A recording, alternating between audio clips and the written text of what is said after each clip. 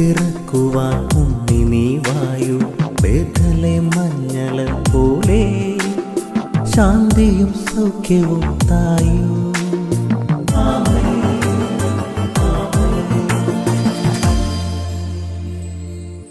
യേശുവിൻ്റെ ഏറ്റവും പ്രിയമുള്ള കുഞ്ഞെ, യെശയ്യാ 43:19, ഇതാ ഞാനൊരു പുതിയ കാര്യം ചെയ്യാൻ പോകുന്നു. ഒരു പുതിയ കാര്യം നീ അറിയാതെ, നിന്റെ മനസ്സറിയാതെ, നിന്റെ തലയിണക്കീഴിൽ മുളയ്ക്കുന്ന ഒരു കൃപയുടെ പുതിയ സംഭവം, നിന്റെ കാൽക്കീഴിൽ മുളയ്ക്കുന്ന ഒരു പുതിയ സംഭവം നിന്റെ ജീവിതത്തിൽ ഞാൻ ചെയ്യുന്നുണ്ട്. പക്ഷേ അത് മുളയെടുക്കുന്നത് നീ അറിയുന്നില്ലേ? കർത്താവിൻ്റെ കരുണയുടെ ഒരു ചോദ്യമാണ്.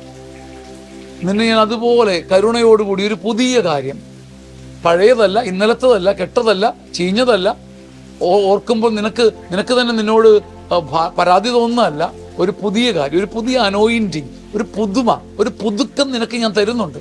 തളിരില പോലെ പുതുമ, ഇന്നലകളെല്ലാം തോൽപ്പിക്കുന്ന, നിന്റെ ചരിത്രത്തെ മുഴുവൻ തിരുത്തുന്ന ഒരു പുതുമ ഞാൻ തരുന്നുണ്ട്. പക്ഷെ അത് മുളയെടുക്കുന്നത് നീ കാണുന്നില്ലേ?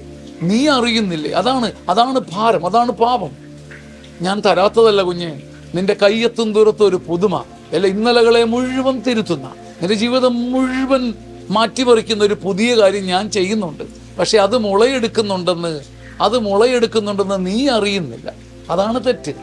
എൻ്റെ പ്രിയപ്പെട്ട കുഞ്ഞെ, ഈശോയുടെ ഏറ്റവും പ്രിയപ്പെട്ട മകനെ, മകളെ, കർത്താവ് നിനക്ക് തരുന്ന പുതുമ നീയും ഞാനും അറിയാത്തതാണ് നമ്മുടെ പ്രശ്നം. ആ പുതുമ എടുത്ത് പുതപ്പ് പോലെ അണിയുവാൻ നമുക്ക് കഴിയട്ടെ. ആമേൻ.